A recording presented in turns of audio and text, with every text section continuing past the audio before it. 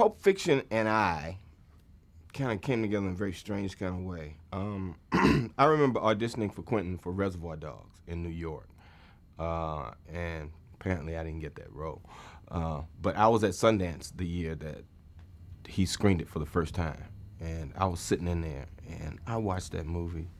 I was awed by it. I mean, there were people running up the aisles when Michael Madsen was cutting the cop's ear off. People go, "Oh my God, this is horrible!" They were going up the aisles. At least auteurs were running out of the theater. I was like, "This is good. This is happening. This is different."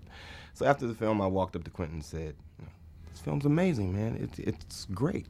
And he looked at me and said, "Hey, how'd you like the guy who got your part?" And I was amazed that he even remembered who I was, but he remembered me. A year or so later, I get a phone call that says Quentin Tarantino wants to have dinner with you, because he'd seen Jungle Fever and he liked that Gator character. And we had dinner, and we were sitting there talking. We started talking about Hong Kong films and cartoons and, foreign movies and obscure things that we watch, horror movies. And we found out we liked the same kind of stuff. And he told me he was writing this thing, and he was writing this part with me in mind, and he was going to send it to me. I went off to do another film. I was in backwoods of Virginia somewhere doing a film, and the script came. A little plain brown rapper from Jersey Films, and Jersey's got these gangster images on the logo, and it said, "If you show this script to anybody, two guys named Ernie and Luigi will come and break both of your legs," or whatever. So I'm like, yeah, right. So I sat down and read it. Boom. I read this thing, it's like, oh my God, this is awesome. And then I said to myself, nobody writes a script this good.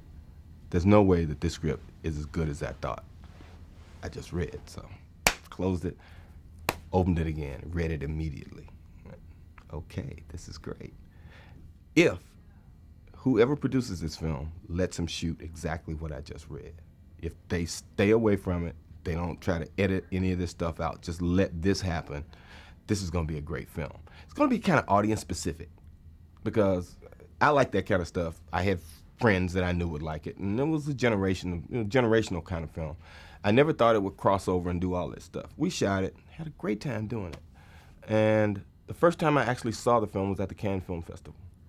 That night, it screened. And I was sitting there watching the film. The audience was loving this movie, loving it.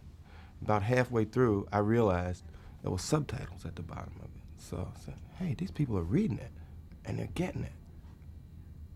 This might be special. This really might be something special. And actually, by the time it was over, I was actually sitting there, and there were tears running down my face when it was over. I was just so pleased that I was part of that particular film. Now, at the moment, I thought, I was overwhelmed by, being at the Cannes Film Festival, the size of that screen there.